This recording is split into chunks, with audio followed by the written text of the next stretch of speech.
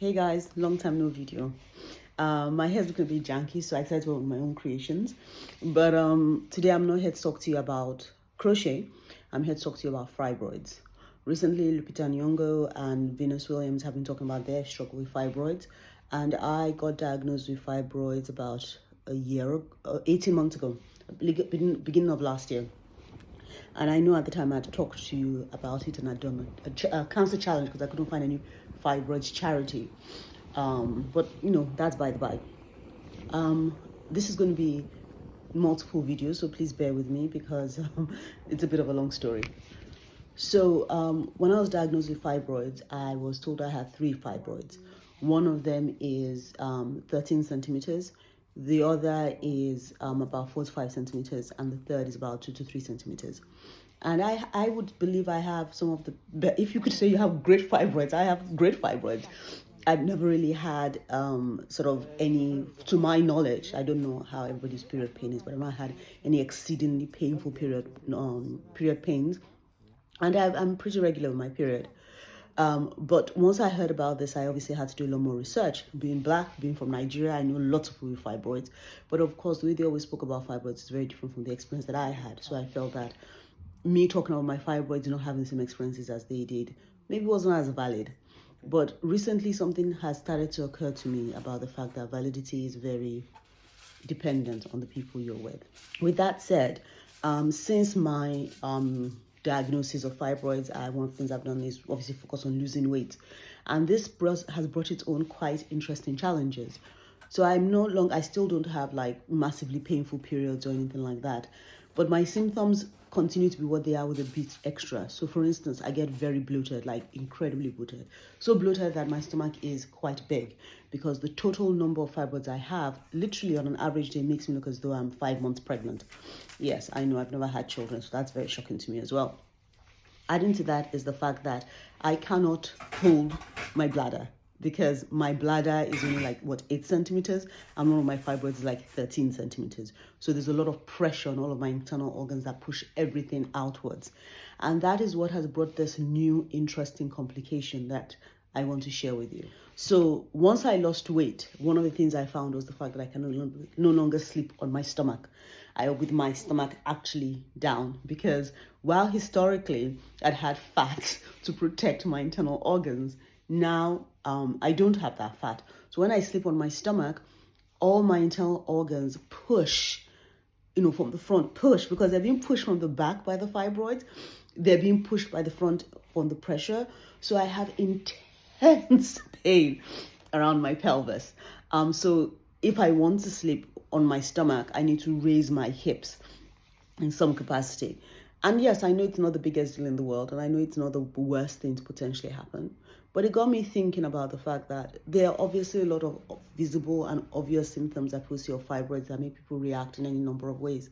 But there's so many other hidden impacts of fibroids on the system that people don't talk about and feel worried and scared. I wish I was brave enough to have been a front runner in talking about this. I know I'm coming further down the line, but it occurs to me that now I have to make a decision about how I want to manage my fibroids.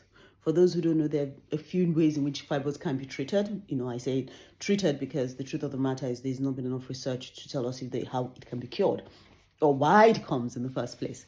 But that's a different My choices are to either get a hormone that potentially would shrink my fibroids, or get a hormone that potentially could drive me towards menopause early. The other, and I'm already perimenopausal, so I'm not sure how much of a difference that makes. The other option is to have myectomy, to try and remove the fibroids through a nerve in my leg or something. No, to try and remove the fibroids short surgically through my stomach, a myectomy. But I cannot have a myectomy of that sort because it's quite large. My fibroids are large. The other option is to try and get a vaginal myectomy. Again, I cannot get a vaginal myectomy because of the size of my fibroids, or at least one of my fibroids. And then last but not least is to have fully stomach open myectomy, which I can do, which I can obviously do, but that's obviously a very scary prospect. And, the NHS is backed up as we speak. But beyond that is also the fact that there's a myectomy, which is the removal of everything except for your uterus, but not your eggs, unless I'm mistaken. Someone correct me. But based on the fact that I am this age, based on the fact that I probably not going to have any children, I don't want children, I probably would be going for a more extreme option, and that is scary. The biggest challenge with all of this as I speak to you is that there are so many views, there are so many thoughts. There are so many people who are afraid of what I could do, my family, they're afraid of what I could do. And it's very difficult to know what decision to make. It's very difficult to clarify what the right thing is. And it really would be good if we found out more about what caused this, because even though everybody's suffering is not very obvious and visible, there is something going on. This impacts my life in ways that I can't explain to people because I do not have the visible traits that we'll consider those with fibroids should. Anyway, that's my little diatribe. I'm not sure if I'm going to post this. I might, and then delete later. Who knows? Not even sure if I'm allowed to post this many videos back to back. But anyway, just wanted to talk to you about it because it is a topic that's getting more traction. It's always been a topic that was very obvious with, Black women having fibroids, because a lot of people talk about endometriosis, which is something that's talked about a lot within a particular community. But fibroids, we've just always just said it very dismissively as Nigerians. I can't speak for any other, cultures, but in Nigeria, you just, oh yeah, she has fibroids. Oh, the fibroids made it difficult for her to have children. Oh, she died because she was having a fibroid surgery. Yeah. So lots of things to unpack there. Anyway, guys, sorry to have ruined your Sunday, your Saturday, or whatever you watch this, but have a great day. Hey guys, how you doing? I'm in my kitchen right now. I'm using my new Instago 3S. Very nervous. My first time using it properly. Well, it's not my first time using it properly. It's just my first time using it again.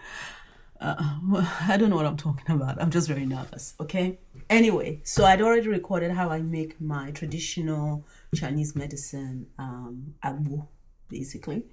And this is my morning drink. You're meant to have it twice a day once you've made it. In the morning after your morning meal and in the evening. They say you should actually take it at about, 1 a.m. or something like that, but I'm asleep at 1 a.m. because I'm that old. It's very bitter.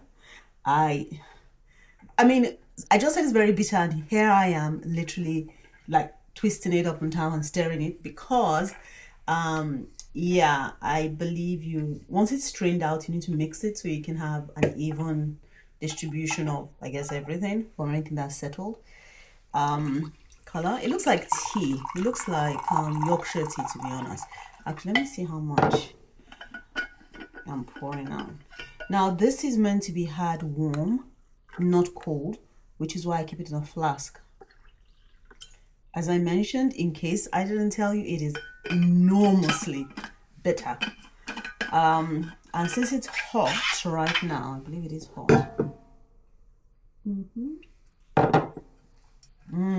Since it's hot right now, I'm not going to drink it immediately. I'm going to wait till it's warm.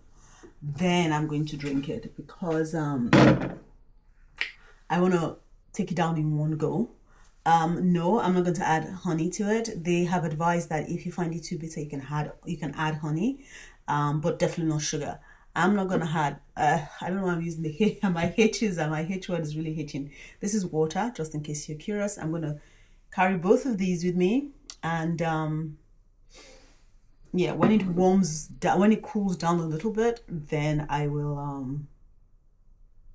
drink it. I will show you me drinking it. Don't worry, it's incredibly bitter, but I'm doing this for my gut.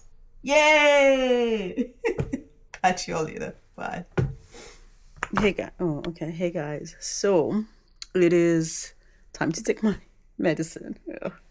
And just in case you think I am lying about taking it, I'm going to show you everything I have laid out after my breakfast, ready to have this. So right here is the medicine.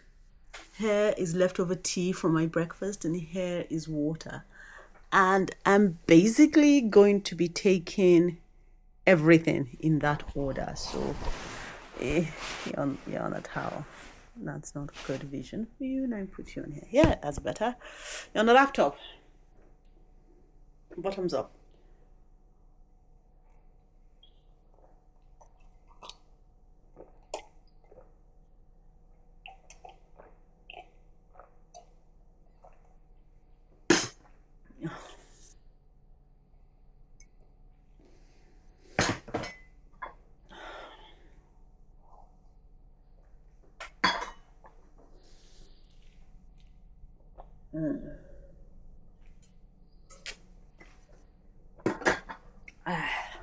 You were off center. Hey guys, how you doing?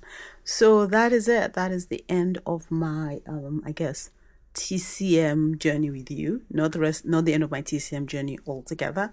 Not sure if I mentioned this earlier, but the reason, I mean, obviously I told you the reason I started taking the TCM was because I have fibroids and I had like really bad bloating.